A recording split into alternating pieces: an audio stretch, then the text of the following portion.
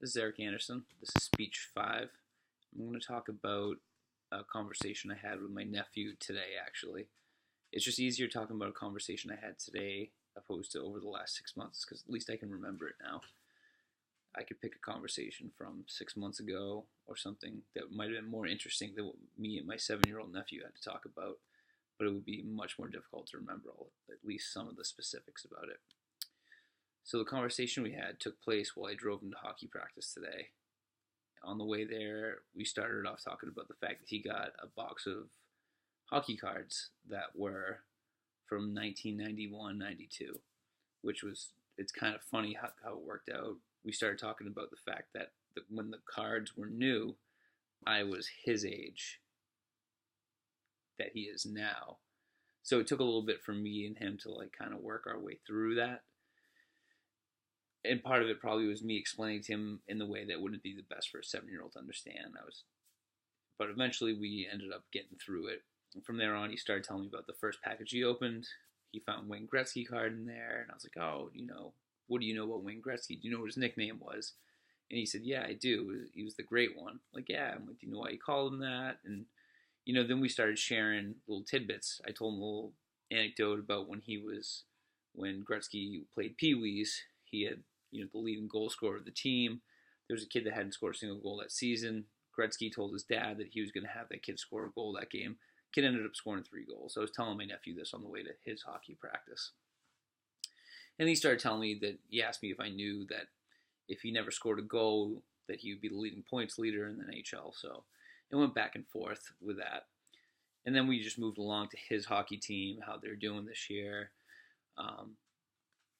As well as he started talking about some of his friends that were on the team were in his class. And then he mentioned they did a class election, which we aren't going to bring up today because I hope no one else brings it up, because it's one of those things that is so polarizing that I'm sure no one here would agree on anything that has to do with any of it. So we'll go back to hockey and my nephew. So one of the things that was interesting about it was that our conversation was pretty even in the back and forth. There were times where he spoke more, or I spoke more, obviously telling the story about Gretzky, or he was telling me the story about his hockey team. We took more of the time of the conversation. It was in the back and forth, as it would normally be, just asking a question, answering, asking another question. But that's, I think, how most conversations go. One of the unique things with a young kid, I think, especially now after watching the TED Talks and stuff, and they don't really touch upon this, they talk about how us listening and conversation as a whole is starting to deteriorate as a skill. I know with my nephew, at least in young kids, there's a lot of things that they have that we lose as adults. Like, we have the ability to veil our conversations in, I wouldn't say lies, but we can fake either our interest or how we feel about something, or even our experiences. But when you talk to a 7-year-old, they're just kind of telling it how it is. They may not find the right words, and they may say some things that are interesting, but they're going to tell you exactly how they feel or what they learned or how they see it. And they're really open to this. And I think that's important, especially with younger kids. If you can keep that going, that's where we tend to not lose that active listening that they talk about in the TED Talks and the conversational. The space of the conversation, like I said, was pretty even between the two of us, all the way until we get to the hockey rink. So what I found interesting about the TED Talks was that two of them were opposite. The lady that spoke, and I'm not going to be able to recall the names of these TED Talks or who actually spoke in them, but the lady that spoke, she talked about how you need to forget that when you speak to someone in a conversation, that the things you want to do is nod in acceptance and repeat what they said and then ask them about that, which is funny because that's exactly what the guy said to do when you're trying to be a good listener. And I know that one was about listening and one was about conversation, but she makes a good point saying that if you're actually listening, you don't need to do that. You're going to hear what you need to hear. You don't have to repeat it, and you can interact.